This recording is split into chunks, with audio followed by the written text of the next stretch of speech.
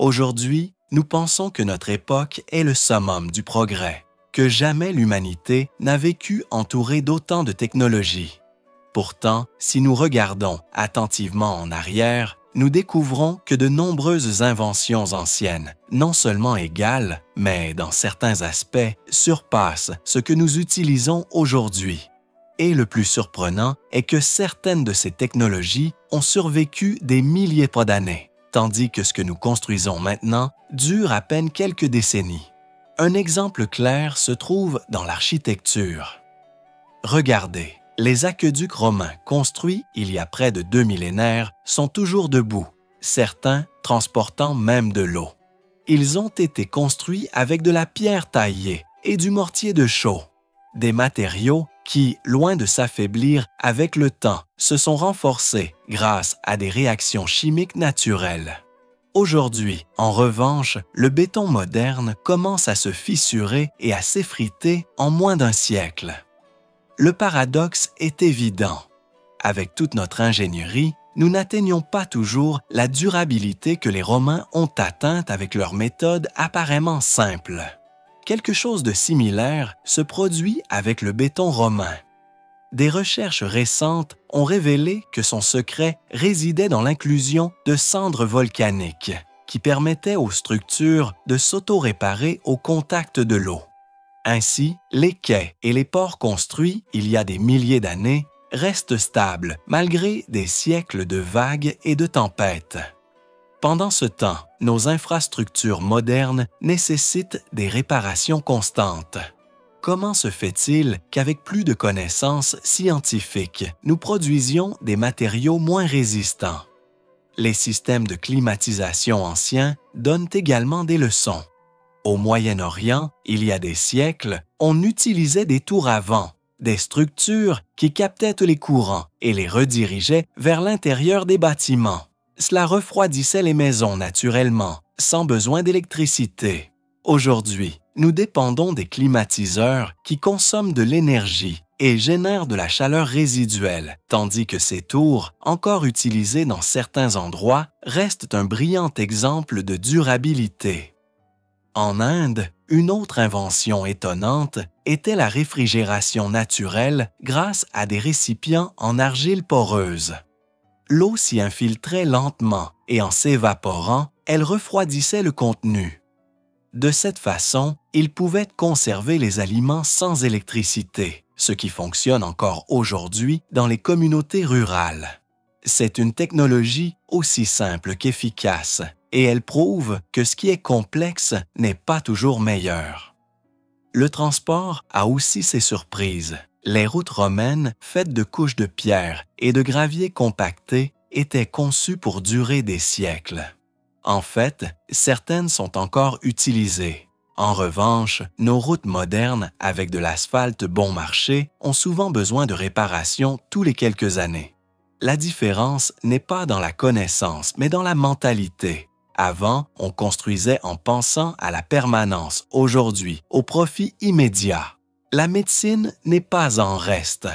Bien que de nombreuses pratiques anciennes soient superstitieuses, d'autres se sont avérées étonnamment efficaces.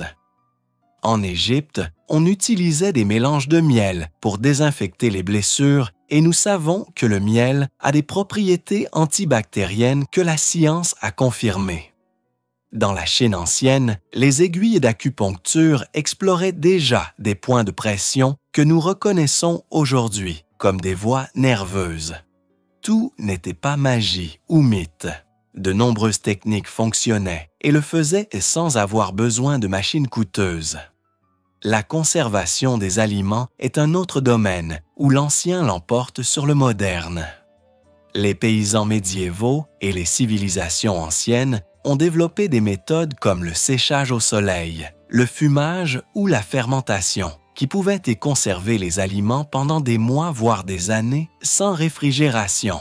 Aujourd'hui, nous dépendons presque exclusivement des réfrigérateurs qui, en cas de panne de courant, cessent de fonctionner en quelques heures. La résilience était bien plus grande dans le passé. Un détail crucial est que beaucoup de ces technologies étaient durables et s'intégraient à l'environnement.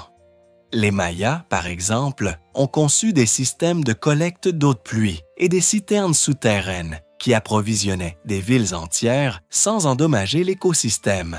En revanche, nos villes modernes dépendent d'énormes infrastructures qui consomment de l'énergie et des ressources de manière insatiable. Le contraste le plus frappant est qu'à notre ère d'obsolescence programmée, nous sommes entourés d'appareils conçus pour mourir rapidement. Un téléphone portable, par exemple, survit rarement plus de 5 ans.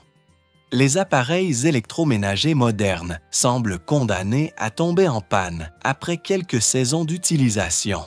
Dans le passé, en revanche, la logique était opposée.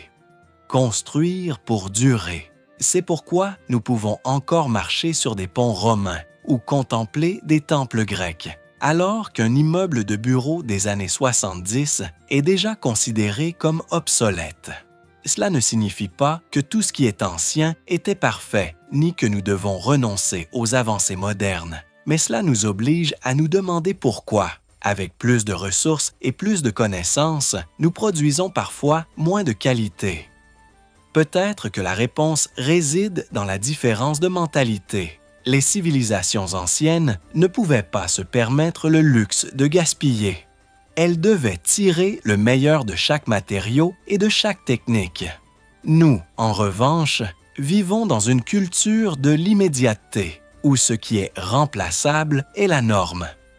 Si dans la première partie, nous avons vu comment la durabilité était la marque de fabrique des technologies anciennes, il est maintenant temps de nous concentrer sur quelque chose qui semble plus urgent que jamais, l'efficacité énergétique et la durabilité.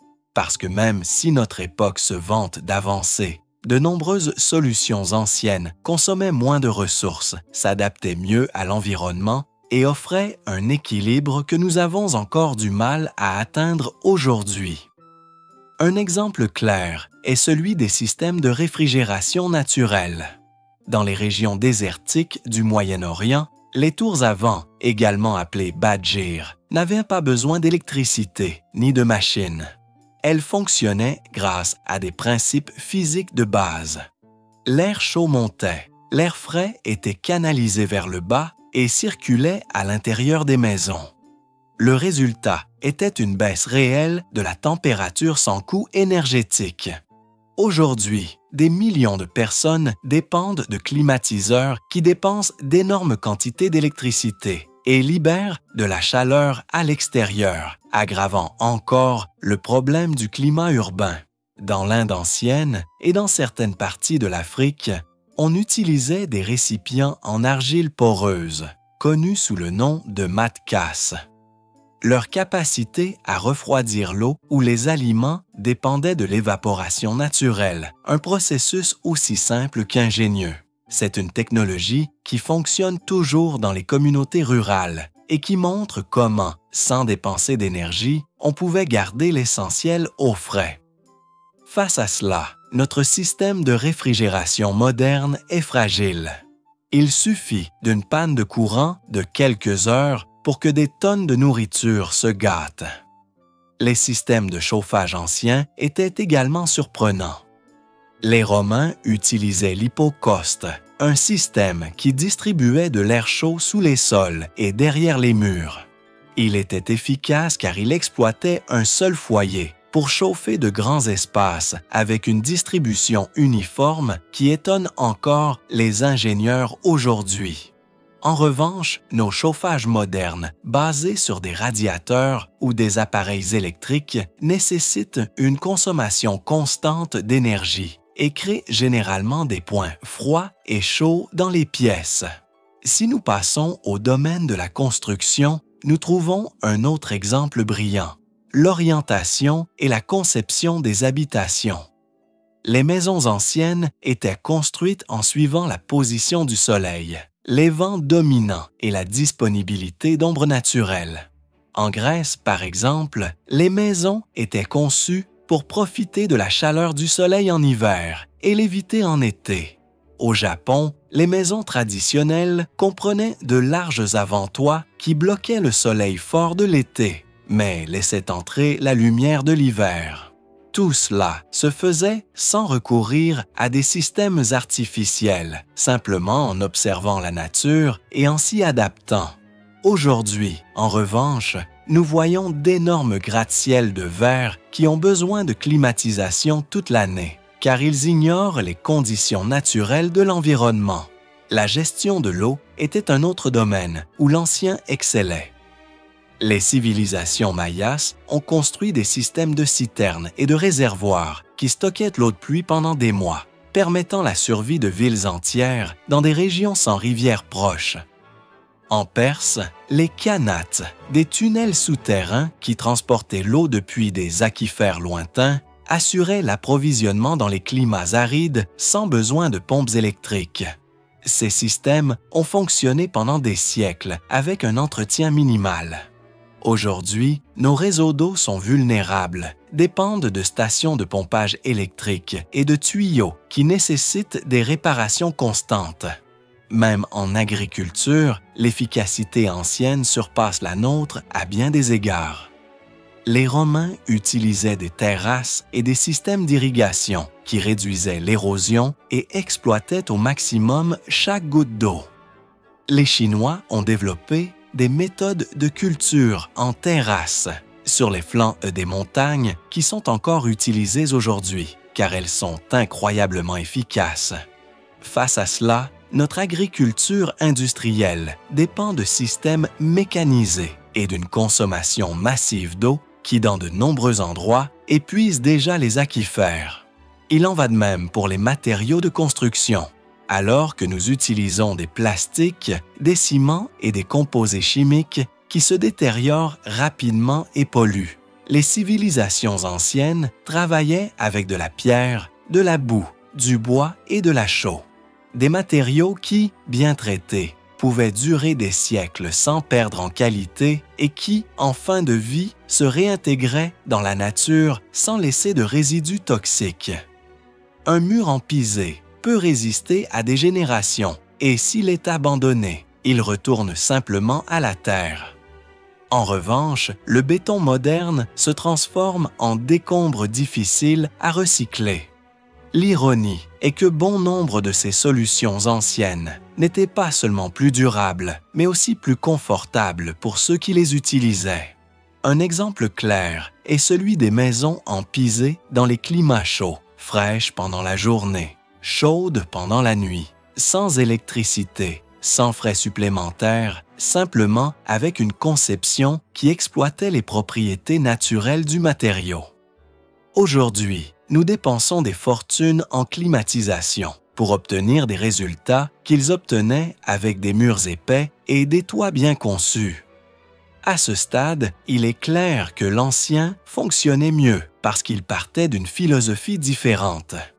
Ils ne cherchaient pas à imposer leur technologie à l'environnement, mais à travailler avec lui. Chaque invention naissait de l'observation de la nature et de la reproduction de ses rythmes. Nous, en revanche, construisons des systèmes qui luttent contre l'environnement, dépensant de l'énergie et des ressources pour forcer les résultats.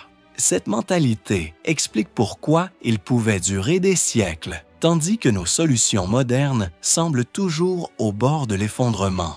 Et si nous y réfléchissons bien, cette efficacité énergétique n'était pas un luxe, c'était une nécessité. Ils n'avaient même pas d'électricité, ni de combustible fossile, ni de machines à grande échelle. Chaque innovation devait maximiser l'utilisation des ressources limitées. Le plus surprenant est que, dans ce processus, ils ont trouvé des solutions qui sont toujours supérieures, même au 21e siècle.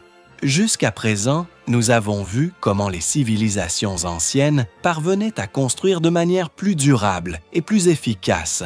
Mais il manque l'une des clés les plus fascinantes, l'obsession de la durabilité, car il ne s'agissait pas seulement de bien fonctionner dans le présent, mais de continuer à fonctionner pendant des siècles. Cette mentalité a fait une énorme différence par rapport à notre monde moderne, où les objets semblent conçus pour mourir rapidement. Le meilleur exemple se trouve dans les routes romaines. C'étaient de véritables chefs-d'œuvre d'ingénierie. Elles étaient construites en plusieurs couches, de grosses pierres à la base, du gravier et du sable au milieu, et des dalles plates en surface. Le tout était bien compacté et doté d'un système de drainage latéral qui empêchait l'eau de les détruire. Résultat, beaucoup de ces voies sont toujours intactes, 2000 ans plus tard. Aujourd'hui, nos routes asphaltées nécessitent des réparations tous les quelques années. Et ce n'est pas par manque de connaissances, mais parce que l'objectif actuel n'est pas de durer, mais de dépenser moins pour la construction initiale, même si cela implique plus d'entretien par la suite. Il en va de même pour les bâtiments. Les cathédrales gothiques, érigées il y a 800 ans, sont toujours debout dans toute leur grandeur. Elles ont été construites avec de la pierre, soigneusement sélectionnée, et une conception pensée pour résister au passage du temps. En revanche, beaucoup de nos bâtiments modernes faits de béton et d'acier commencent à montrer des fissures en quelques décennies. Des tours construites dans les années 70 ont déjà été démolies, car il était moins cher de les démolir que de les réparer. Cela en dit long sur la différence de mentalité entre l'époque et aujourd'hui. Le béton romain mérite une mention spéciale. Nous en avons parlé, mais il vaut la peine d'approfondir. Son secret résidait dans le mélange de chaux avec de la cendre volcanique qui réagissait au contact de l'eau, générant des composés qui renforçaient la structure. Ce matériau non seulement résistait à l'érosion marine, mais il devenait plus fort avec le temps. Comparons-le au béton moderne, qui s'affaiblit progressivement et nécessite des réparations constantes. Comment est-il possible qu'avec moins d'outils, ils aient réussi à faire quelque chose de mieux que ce que nous produisons aujourd'hui? La réponse réside dans la philosophie. Ils pensaient en siècles, nous en trimestres économiques. La technologie ancienne nous offre également des exemples impressionnants dans le domaine des objets du quotidien. Prenons la céramique. Des vases grecs, romains et chinois ont survécu des milliers d'années. Ils n'étaient pas seulement beaux, mais aussi résistants. C'étaient des pièces faites pour durer, et ils y parvenaient grâce à des fours à haute température et des techniques affinées qui se transmettaient de génération en génération. En revanche, aujourd'hui, nous produisons des objets en plastique qui se cassent peu de temps après. On peut dire la même chose des textiles. Des vêtements médiévaux en laine et en lin ont résisté des siècles dans des tombes et des monastères, tandis que nos vêtements modernes commencent à se détériorer peu de temps après leur utilisation. Une tunique médiévale pouvait se transmettre de parent à enfant, rapiécée et adaptée, tandis qu'un t-shirt actuel survit à peine à quelques dizaines de lavages. La différence n'est pas seulement technique, elle est aussi culturelle. Pour eux, le vêtement était un bien précieux. Pour nous, c'est un produit jetable. Dans le domaine militaire, la comparaison est également révélatrice. Les épées japonaises, forgées avec des techniques traditionnelles, comme les katanas, combinaient dureté et flexibilité d'une manière qui est encore difficile à égaler avec des processus industriels. Chaque pièce était le résultat d'un savoir-faire transmis et perfectionné pendant des siècles. Aujourd'hui, nous fabriquons des armes en série avec de l'acier bon marché, conçu davantage pour une production rapide que pour l'excellence. Le soin apporté à la conception faisait également la différence. Un moulin à eau médiéval, par exemple, n'était pas fait pour durer 10 ans, mais des générations. Les bois étaient traités avec des huiles et des résines. Les pierres à moudre pouvaient être remplacées et les structures étaient faciles à réparer. Ces moulins ont été l'épine dorsale de l'économie européenne pendant des siècles. Aujourd'hui, en revanche, beaucoup de nos machines sont conçues pour devenir rapidement obsolètes, ce qui oblige à les remplacer complètement au lieu de les maintenir en état de fonctionnement. Et nous arrivons ici au concept moderne d'obsolescence programmée. L'idée de fabriquer des produits avec une durée de vie limitée serait incompréhensible pour une société ancienne. Ils vivaient avec la prémisse que tout devait durer le plus longtemps possible, car les ressources étaient rares et l'effort pour les produire était énorme. Nous, en revanche, avons créé un modèle économique qui repose sur le fait que les choses tombent en panne rapidement pour que nous achetions de nouveau. La conséquence est que nous vivons entourés de déchets technologiques et de ressources gaspillées.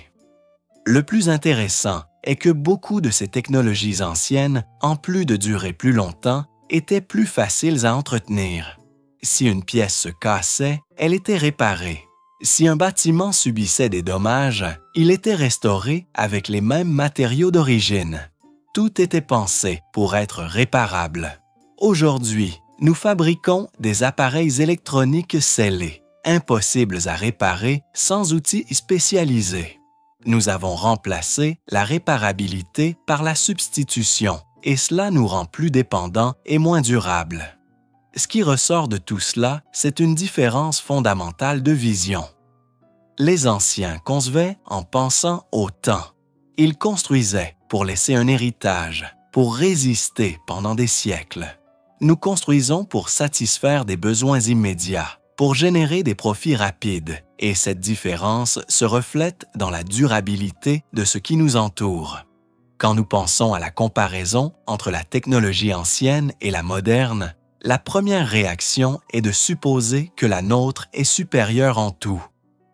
Nous vivons entourés de téléphones intelligents, de voitures électriques, de satellites et de réseaux mondiaux.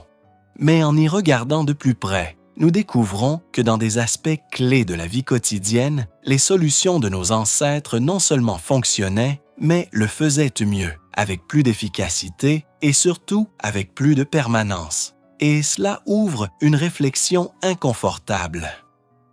Avons-nous vraiment progressé ou avons-nous régressé sur certains points? L'héritage de ces technologies anciennes nous apprend que la chose la plus précieuse n'était pas l'innovation en soi, mais la mentalité qui la sous-tendait.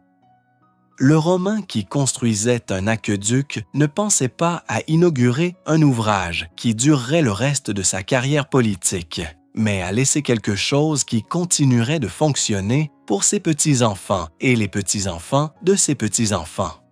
La communauté entière bénéficiait de cette vision à long terme. Aujourd'hui, en revanche, nous construisons des bâtiments qui, en 40 ans, sont déjà considérés comme vieux, des routes qui se fissurent en quelques années et des appareils électroniques qui meurent en moins de 5 ans. Le contraste le plus fort est celui de la durabilité. L'ancien était conçu pour s'intégrer à l'environnement. Un système d'irrigation n'épuisait pas les aquifères, mais distribuait l'eau de manière équilibrée. Une maison ne luttait pas contre le climat, elle l'utilisait. Un vêtement n'était pas conçu pour être remplacé, mais pour accompagner une vie entière. En revanche, notre technologie moderne, bien que brillante à bien des égards, dépend souvent d'une consommation démesurée d'énergie et de ressources et laisse derrière elle des montagnes de déchets. Cela ne signifie pas que nous devions renoncer aux avancées modernes. La médecine actuelle, la communication instantanée, l'énergie électrique sont des réalisations que nous ne pouvons pas mépriser. Mais nous pouvons en effet sauver la philosophie médiévale, romaine ou mésopotamienne, celle de créer des choses qui durent, qui se réparent, qui fonctionnent sans dévorer la planète. C'est l'équilibre que nous avons perdu. À ce stade, la question n'est pas de savoir si la technologie ancienne était meilleure que la nôtre, mais ce que nous pouvons en apprendre. Car si les Romains ont réussi à construire des ports qui sont toujours solides après 2000 ans de vagues, pourquoi ne pouvons-nous pas appliquer cette même logique à nos villes côtières? Si les Perses ont créé des tunnels souterrains qui transportaient l'eau sans énergie pendant des siècles, pourquoi ne pas exploiter ces principes dans les régions où l'eau est aujourd'hui rare? Si les maisons en pisé gardent les familles au frais dans des climats extrêmes, sans électricité, Pourquoi continuons-nous de dépendre d'appareils qui aggravent le problème de la chaleur? La réponse semble résider dans l'économie que nous avons construite. Notre système a besoin que les choses meurent rapidement pour vendre les suivantes. L'obsolescence programmée n'est pas une erreur, c'est un modèle commercial. Mais ce modèle a un coût. Gaspillage massif, pollution et une déconnexion avec l'idée de permanence. Peut-être qu'en ce sens, les sociétés anciennes étaient plus sages. Elles ne pouvaient pas se permettre le luxe de gaspiller, et c'est pourquoi elles faisaient tout avec l'intention de résister. Si nous regardons vers l'avenir, il y a un message clair dans ces technologies oubliées. Il ne s'agit pas de vivre comme des Romains ou des médiévaux, mais de prendre le meilleur de leurs enseignements et de le combiner avec nos connaissances actuelles. Imaginez un monde où les maisons modernes sont construites avec des matériaux autoréparateurs comme le béton romain, où les systèmes de climatisation s'inspirent des tours à vent persanes, où l'agriculture utilise des terrasses millénaires et une irrigation efficace, et où les vêtements durent à nouveau des décennies, grâce à des fibres naturelles traitées avec des techniques ancestrales. Cet avenir ne serait pas une régression, ce serait une évolution. L'ironie est que ce que nous appelons régression peut en fait être le bond en avant dont nous avons besoin.